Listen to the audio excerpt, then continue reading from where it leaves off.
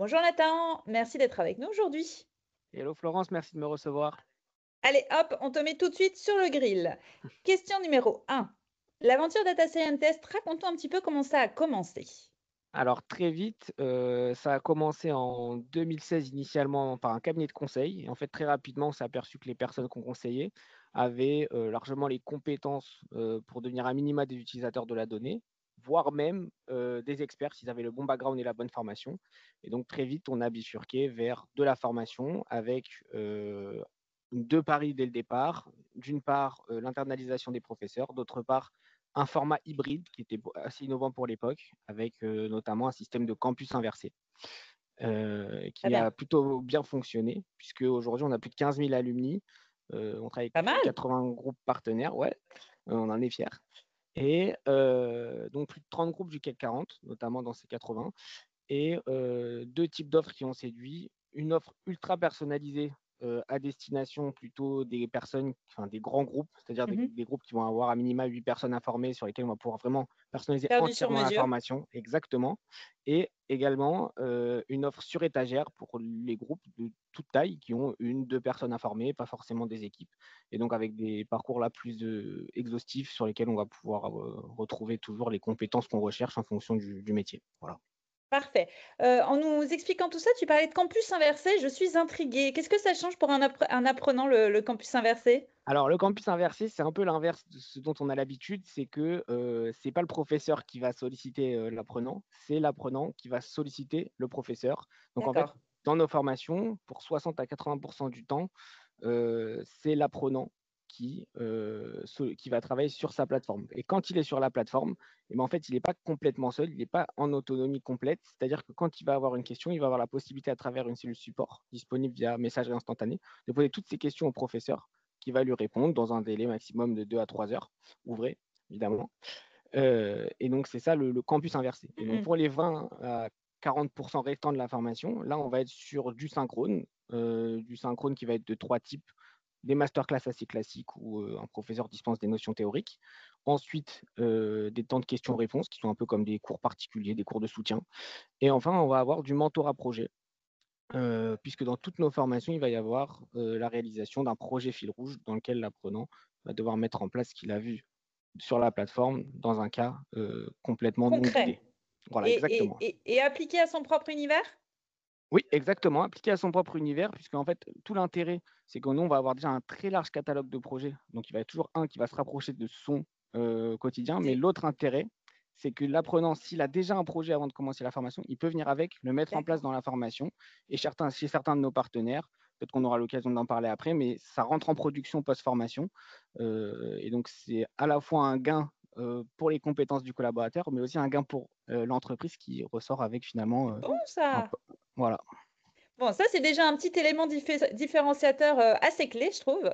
Mais c'est vrai que sur le marché aujourd'hui, il y a énormément de formations en data qui sont proposées. Pourquoi est-ce qu'un Chief Data Officer devrait vous choisir, vous, data scientist? C'est vrai qu'aujourd'hui, il y a pas mal d'acteurs. Alors, je pense le 1er point et qui en fait finalement tous les points découlent de celui-ci, c'est qu'on a un ADN B2B. C'est-à-dire que la plupart des organismes de formation ont commencé, par faire, les particuliers, puis se sont tournés vers les entreprises. Nous, c'est complètement l'inverse. On était uniquement, chez les entreprises. Le Covid ayant mis à mal les budgets entreprises, on est allé, pour survivre à l'époque, parce qu'on était tout petit encore, vers les particuliers. Mais en fait, on a un vrai ADN B2B qui nous permet d'avoir, cet esprit de co-construction, de gestion des agendas, de gestion du temps, de personnalisation des formations, d'efficacité également en termes de gestion du temps, ce genre de choses, qui nous permet en fait de proposer une expérience très premium de B2B, sans une explosion des coûts. Puisqu'en général, le B2B est plus cher que le B2C, C'est ce un qui est bon pas le cas argument chez nous. ça. Voilà. Et donc ça nous permet ça et ensuite on a évidemment d'autres avantages qui est l'équilibre entre, comme je disais, plateforme et accompagnement humain, qui sont vraiment au cœur de notre système et de notre pédagogie, qui nous permettent d'avoir, pour les particuliers, des taux de complétion supérieurs à 90 de la formation et Waouh! supérieurs à 95 chez, les professionnels et donc ça, c'est vraiment un plus parce que sur les formations Clairement. qui sont online, les taux de complétion sont assez faibles et donc on espère avoir trouvé la bonne formule pour que ce soit plus le cas. En tout cas, c'est un frein que j'entends souvent, chez mes clients de chez Data Officer, ouais, les taux de complétion. Alors vous avez un autre élément différenciant, vous êtes partenaire, de Mines de Paris et de la Sorbonne. Est-ce que c'est un vrai Oui. plus? Alors, c'est un vrai plus, puisque déjà, en fait, au-delà, d'un simple tampon en fin de formation ou simplement, le petit cadre qui va bien avec, le logo de l'école, c'est un vrai partenariat au sens où, déjà, on a des conseils de perfectionnement tous les 6 mois auxquels participent, des représentants des écoles pour nous aider à mettre à jour les parcours, les améliorer. Et ensuite, on va également avoir, par exemple, dans des formations type data analyst, data scientist, data engineer, par exemple, un professeur du corps des mines qui va intervenir dans la formation. Donc, c'est plus Sympa. qu'une simple, voilà, une simple reconnaissance en fin de Il y a pas formation. juste le logo, quoi. Voilà, exactement. Et on va même pouvoir, par exemple, faire des diplomations dans les locaux de l'école. Enfin, c'est vraiment un vrai D'accord, partenariat. En fait, les apprenants sont répertoriés, référencés dans les bases de données des écoles également. d'accord, très Donc bien. voilà, et en plus de ça, on a, 2 autres types de reconnaissance de nos formations qui sont soit étatiques, donc avec des titres RNCP qui sont à minima de 6, voire de 7, pour la plupart de nos formations, et ensuite également une reconnaissance, éditeur, puisque on intègre dans nos formations, des briques, sur, Microsoft, AWS, GCP en fonction des outils utilisés par l'entreprise pour, garantir en fait, que la formation soit bien dans le bon environnement. Très bien, donc triple reconnaissance. Voilà. Je te propose qu'on fasse un petit focus sur vos offres. Vous avez 2 parcours phares, c'est data analyst, data scientist. En quoi ces cursus, ils se démarquent? Alors, c'est vrai que c'est des cursus phares, parce qu'en fait, c'est les cursus qui sont les plus demandés, disons, ou qui ont le plus souvent cet intitulé-là. Mais ce Mmh. qui est intéressant chez nous, c'est que dans 2 entreprises partenaires, le même cursus data analyst ne sera pas forcément, identique. Parce qu'en fait, on va vraiment le personnaliser à chaque Oui, fois. Mais effectivement, c'est ceux qui sont les plus demandés logiquement, et donc il va se démarquer par pour plusieurs raisons. La première, c'est qu'en fait, nous, avant toutes nos formations, on met en place un test de positionnement qui te permet d'évaluer le niveau en entrée des candidats et avec ce niveau-là, d'adapter parfois le début de la formation pour d'accord. éventuellement, lisser la pente de difficulté quand il y a besoin, ou faire sauter le début quand quelqu'un est déjà hyper bien avancé, qui s'est déjà codé en Python, par exemple, qui va aller tout de suite vers des choses plus avancées.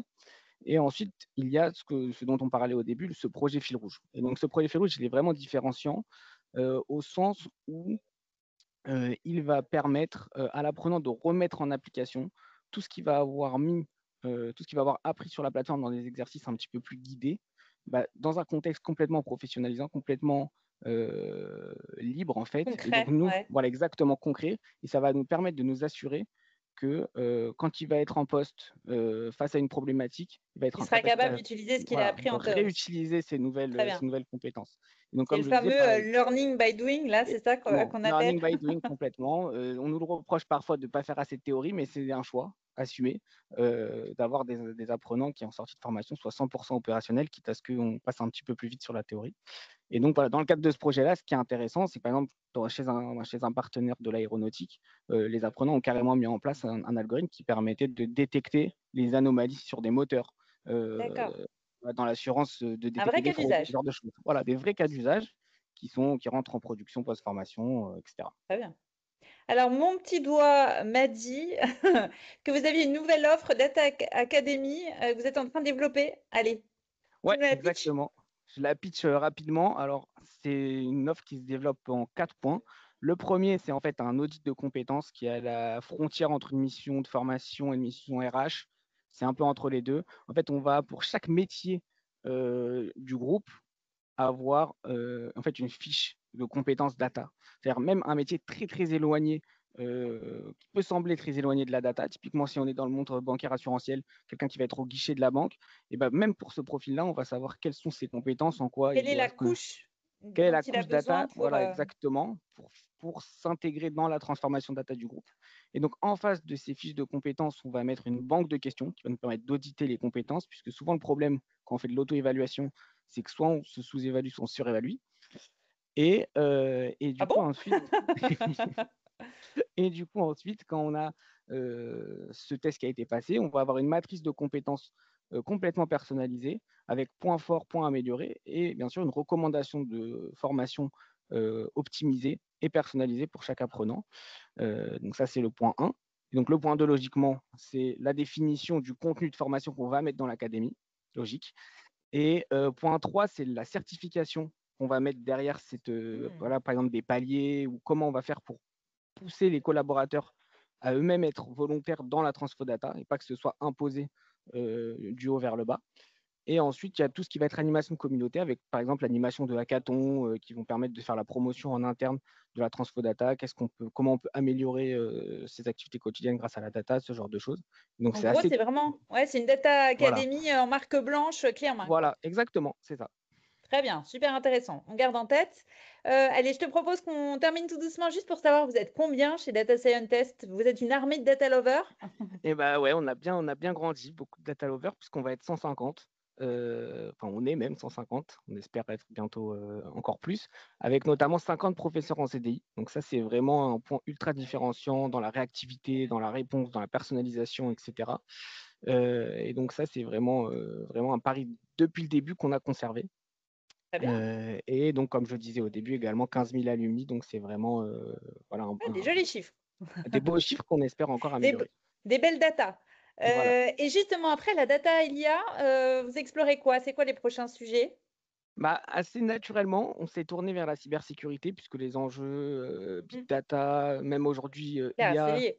GenAI, c'est la cybersécurité. Donc on a procédé à une croissance externe, en fait, en rachetant un organisme qui s'appelle Aforsic, qui dispose de 12 professeurs, en fait, toujours dans la même stratégie, de 12 Ouais. professeurs, en fait, temps plein en cybersécurité et qui est une denrée très rare. Et donc voilà, on a décidé de les internaliser pour pouvoir contribuer à notre offre à nous, qui est la Cyber University, qui a à la fois des cursus spécialisés purement cyber, mais également, par exemple, des masterclass d'acculturation sur le GenAI et cybersécurité, Très voilà, ce bien, genre de choses.